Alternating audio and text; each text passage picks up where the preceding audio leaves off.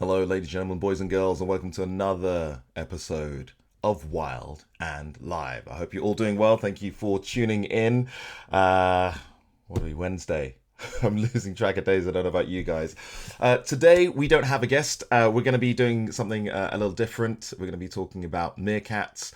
I've had the pleasure of filming with these creatures twice before in the past, and they are awesome. I've actually got a new series coming out next week Sunday. It's called Wild Animal Babies, and I was taking a look through some of the clips, and it just reminded me of how amazing, what amazing little creatures they are. So adorable, but also really hardy little things as well. So I figured we'd take a few minutes and just kind of go through that. But for those of you that are new to the channel, welcome to the channel and welcome to the show. Thank you for tuning in. What's Wild and Live all about? Well, if you didn't know already, this is the show where I talk about some of the coolest animals and bring you some awesome facts. And usually we do that with the help of experts from across the world. So that's biologists, filmmakers, conservationists. Sometimes we have adventurers. We had Aldo Kane talking about his experience climbing into a volcano. So if you want to take a look at any of those previous episodes, make sure you check out the video list once we're done with this episode, and you can set an alarm for when those go live. If you haven't done so already, please press the subscribe button. Subscribe, like, comment, share. You know the deal. Your support is super welcome and appreciated. Before I do continue and talk about meerkats, I just want to also take this opportunity to say a massive thank you to all the guests that have been on this show so far. I think we're on to episode 22, so we've had near enough 20 odd guests. So thank you so much. It's been a real pleasure to be able to share some of your stories with everybody that is watching. We've got a 1 thumbs up, which is great. If you are watching right now, there is a little comment box, so please fire away with your questions, and I'll do my best to answer them as well as I can. Let's just make sure that this lighting is good. How are we? Ooh, that's nice, isn't it? Got a little glow up going on. Okay, so today we're going to be talking about meerkats, and yeah, like I said, I filmed with them twice before. Really, really interesting little creatures. So let's start with where they live. So they tend to inhabit the southern range of Africa. So that's Namibia, Botswana, and South Africa. They prefer semi-arid landscapes, kind of dry, open savanna, desert-like landscapes with that in areas that aren't as wooded, so not too much tree cover. That's the kind of landscape that they typically will inhabit. The place that I've filmed them, the location was the Kalahari Desert. Kalahari Desert is a really interesting place. It's, again, very open, dry savanna. It's a region that covers, again, those 3 countries: Botswana, Namibia, and South Africa. So yeah, these are ideal conditions for meerkats. They are specially adapted to survive in those locations, and we'll get onto that in a second. But first, what do they look like? Well, meerkats are small mammals. They are covered in, well, okay, let's think about their faces. Kind of broad heads with a pointed snout, comparatively large eyes for their heads, and then their bodies are really long bodies, long legs, a long tail. Really, really adorable creatures. They weight-wise, they kind of weigh in at just under a kilogram.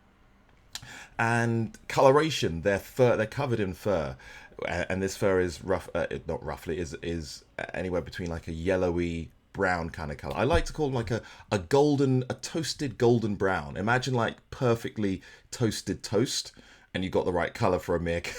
I bet you never heard that one before. Yeah, perfectly toasted toast. That's the color of a meerkat, like this brown, yellowy color. And on the backs, if you look closely, what you can see are very faint markings, very faint bandings on their backs, and they're not very visible on meerkats. But when you look at their relatives, a banded mongoose, you can see that this banding is stands out a lot more. But in meerkats, it doesn't so much.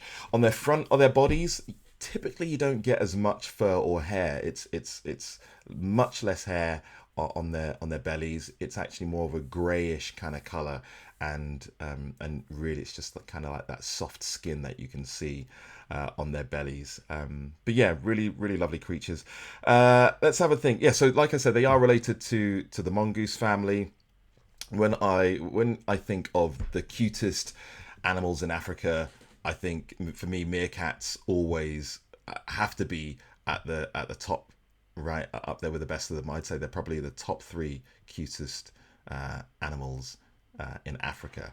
But just because they're cute doesn't mean that they aren't formidable and they can't look after themselves. So let's think about their social structure. That's the one thing that for me makes them always really interesting to watch. How their society is, or their social structure is kind of made up.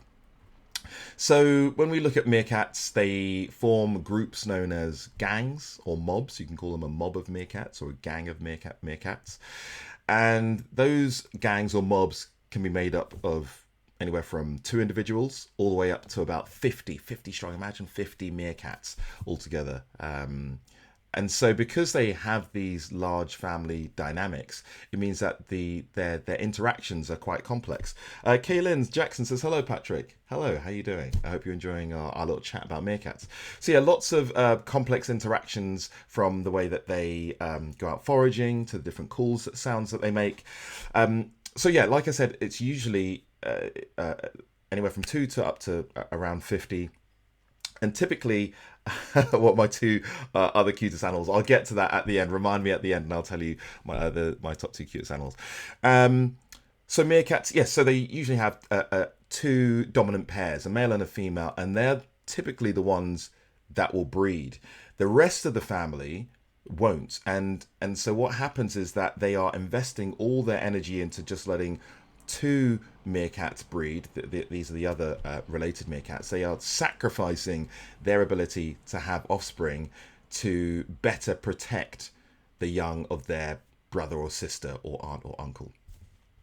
And that comes into, and that's known as altruistic care. So basically they're just being really nice and friendly, but this has the benefit of helping them, because it means that the dynamic of the group, of the mob, means that you could some adults are left to look after the pups, whereas the rest can go out foraging and looking for food. I want to talk about a bit more about that interaction, but let's think about some of their adaptations. What makes meerkats well adapted to living in these desert-like landscapes? Well, the first thing is that they have really sharp claws, sharp curved claws, which they use to excavate their tunnels. They live underground in these huge network of tunnels, but they also use those claws to dig for food. Meerkats are insectivores, so they like to go after beetles, insects, grubs, larvae, whatever they can get their hands on, and they do that by digging into the ground, trying to find these little morsels of food. Their eyes, as I appropriately kind of do this, wipe my eye because I've got something in there.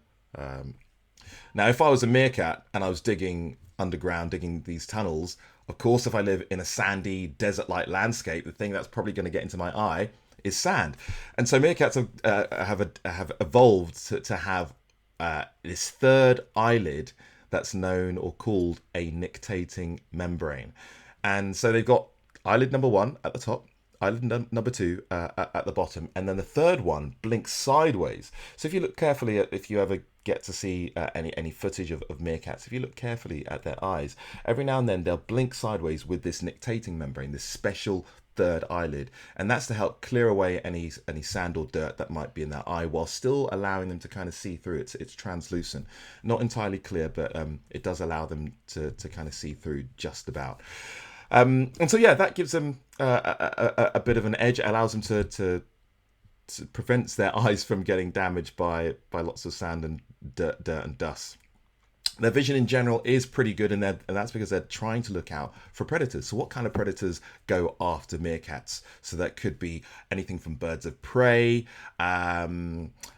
snakes, cobras, one of their enemies. Poor scorpions. I would love if scorpions were a predator of meerkats, but they're not. I'm a Scorpio, that's why.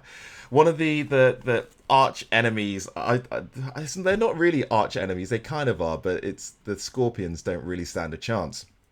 So scorpions, of course, have a stinger, and they have venom at the end of their tail, and that venom can be pretty harmful to the young meerkats, to the meerkat pups. Whereas adult meerkats have, over time, managed to develop a tolerance. So you find that if an adult finds a scorpion, what it will do, it will break off the stinger the first time that it introduces the scorpion to the young. The first time they switch from being fed milk to solid food, the adults will bring a dead scorpion with the tail removed. So the pups learn that, okay, this is food. The next time the next phase is to bring them a scorpion that is alive this time, but has that stinger removed. Again, that gives those young pups the opportunity to understand where those dangerous parts of the body are, those pincers, and then that tail. And then eventually they move on to fully live prey that does have that stinger, so they have to watch out. Great vision, this ability to dig into the ground with these really sharp claws to find food and also to excavate their tunnels. Now, the thing that I want to talk about today is some things that I looked into. So we're going to talk about their sense of smell, and then also how they raise their young. So their sense of smell, really acute. And if you think about where they live, Kalahari Desert, really hot. And so smells evaporate really quickly. That means if you are able to pick up a smell or detect a smell, that's giving you an early warning system. That's telling you that something or someone is in your territory. And so that's why they have, one of the reasons it's thought they have this really keen sense of smell. On my first trip to the Kalahari, what we did is we wanted to see how quickly they reacted to a couple of different smells. So the first thing that we did was we got a little rock and we placed it, we tied a small amount of wildcat hair onto this rock, and we placed it near one of the burrows, one of the dens. And we saw these meerkats. Just took a few moments, and these meerkats all came out, backs arched, tails up, investigating, trying to figure out, hang on a second, is there a predator nearby? So that was really interesting to see how quickly they could respond. The next thing that we did was we wanted to see how they react to other meerkats, because they're extremely territorial. So I started out by getting this wooden stake, and I put it next to the meerkat burrow. And eventually one meerkat came out, started sniffing this wooden stake, showing lots of interest. And then eventually it started to scent mark this stake using its scent glands, which are just at the base of its tail. So it scent marks this stake, basically literally staking its claim on that wooden pole.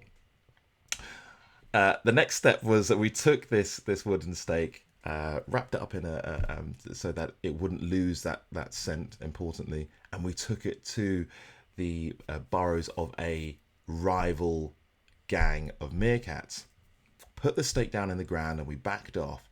And what we saw was really remarkable, because not only it wasn't just 1, 2 or 3, about 5 or 6 meerkats came out to investigate, really curious about where that smell's coming from. They all started scent marking on that post, but then they also stood up on their legs, looking out for danger, looking out to see if they can find a rival meerkat to then take on. If they were to find a rival meerkat, they would all come out in force to try and to attack that meerkat and try and defend their patch. So really interesting ways that they use their sense of smell there. What else? Let's talk about their pups. Those are the things that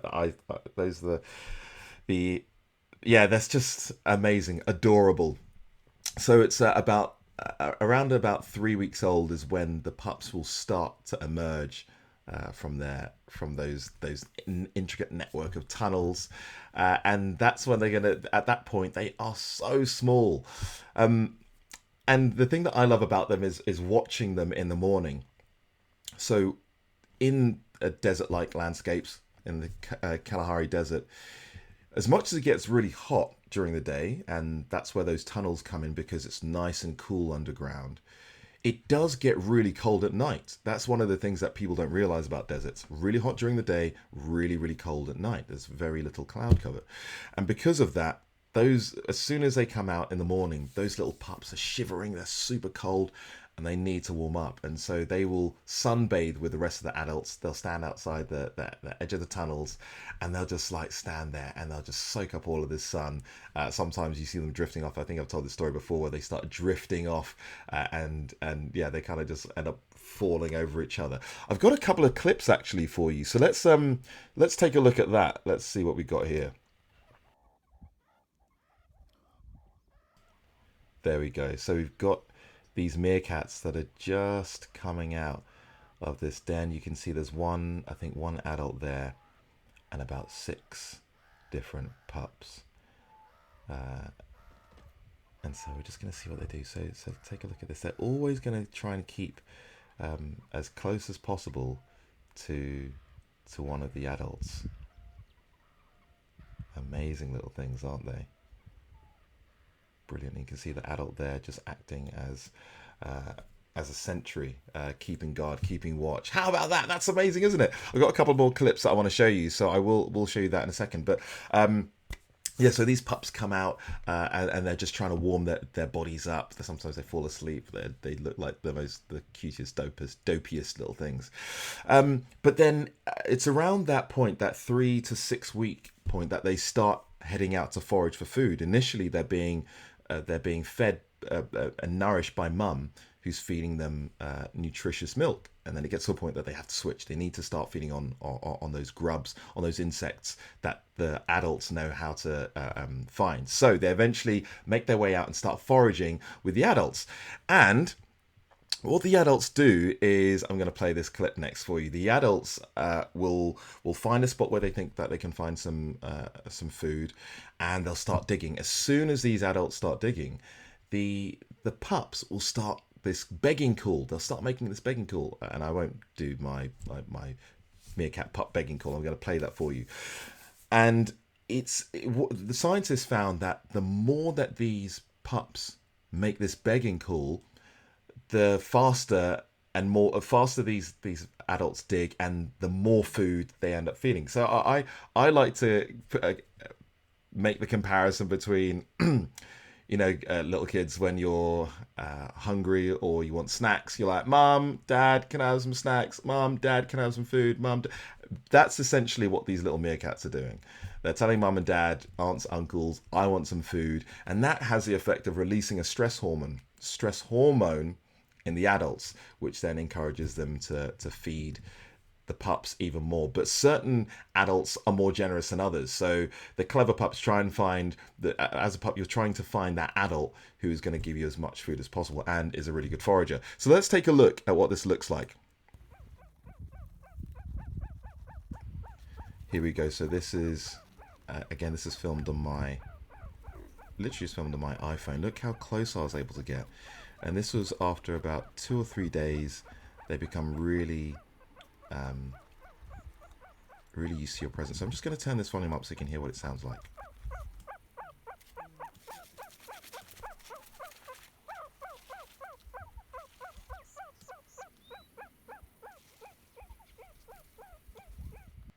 And that's great, isn't it? So now, I wonder if you can spot something there. I'll get onto that in a second. So that's the sound that you can hear that those vocalizations and those calls that the meerkats make. Sounds adorable, but it's those contact calls. One, allow the meerkats to know where each other are when they're digging for food, but then also you've got that begging call coming from the young, trying to get more food from the adults.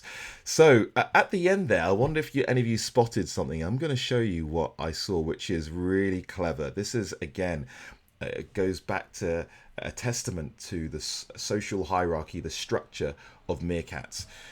Here is a little shot at the end of that clip. So at the beginning, we saw that that adult digging in the ground, trying to find some food to give to the pups. But right here in the top left hand corner, we can see that there is another meerkat in that tree, in that small tree, in that is it a tree or a bush, whatever it is, and they are standing watch.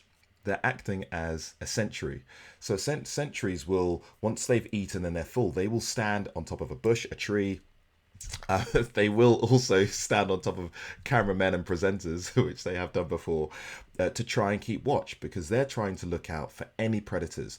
As soon as they see a predator, they'll let out a call, alert the rest of the mob, and they can duck to safety back into those tunnels, those network of tunnels that provide them with that safety. So really great behavior there from the meerkats, acting and working together. So let's take a look at some other clips that I've got for you. Let's see, what do we have? Let's see here. Okay, yeah, so like I said, standing watch, that's Johnny over there, one of my cameraman that I work with, and getting a great shot of a meerkat standing watch, which is pretty cool if you ask me. I'm going to finish up. Wow, already 20 minutes. Gosh, time always flies by, and flies by so quickly. So let's take a look at, I think the best thing for us to end on are some of the pups. Let's have a look at this one right here. Say hello to a group of baby meerkats. Hello, guys. So again, this is very early in the morning.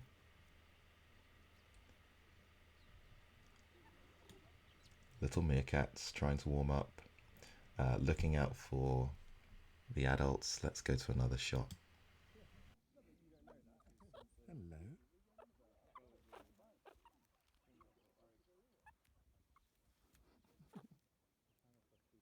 Aren't you guys pretty cute? So there we have them, allowing me to get really close. Just taking my time, no quick movements.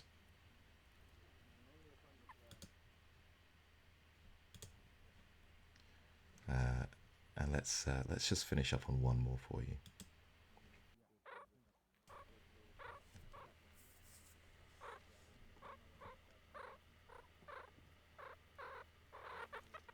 Listen to that sound. Okay, now pay attention. Here we go. This adult just dropped a little bit of food.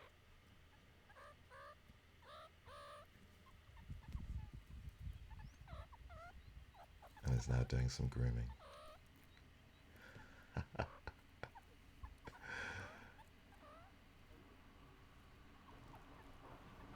Isn't that just amazing? So there we have it. Wonderful meerkats. They're marvelous. I really like them. I think they're really cool. They have the ability to take down dangerous prey like scorpions, prepare them, preparing a little meal for the pups. The adults will all look after, you saw there one adult looking after those, I think it was 6 pups, whereas the others can go, which frees up the rest to go and forage. And then once those pups are old enough to go out themselves, they will then join the rest of the gang, which is amazing. So Janine, you asked me what are my other 2 cutest animals. Wow, this is, I'd probably say cheetah cubs are right up there. They're just super fluffy. Like when you compare them to the adults, they just look like these little fluff balls. And probably pandas. I know they're not African animals, but just thinking of the top cutest animals that I've seen, pandas. No questions. I am going to wrap up, unless you have any other questions. Whack them in there and I'll see if I can answer them really quickly. Next up, on Friday, we're going to be joined by Gervina Gature. She's going to be talking about bats in Myanmar. She's been researching them, and we're going to be talking about a population of bats that she managed to find, millions of bats that swarm through caves and across the skyline like a murmuration of starlings. It's incredible. So we're going to be talking to her about that, her research looking at bats in Myanmar in Southeast Asia. I think that is it. We're at, what mark are we at? It's about 25 minutes. 25 minutes. I think that's a good time to wrap up. But I hope you guys enjoyed that little insight into what it's like filming with Meerkats, the marvelous world of Meerkats. Remember, if you are not already subscribed, please press that subscribe button, press the bell notification. You will get updates on when we go live. And why not go ahead and share this page with someone that you think will enjoy it. It's for kids, wildlife lovers, and parents too, and teachers. I'm really enjoying my time. I'm really loving making these clips. So on that note, I think it's time to wrap up. Thank you everybody for watching, and I'll catch you next time. See ya.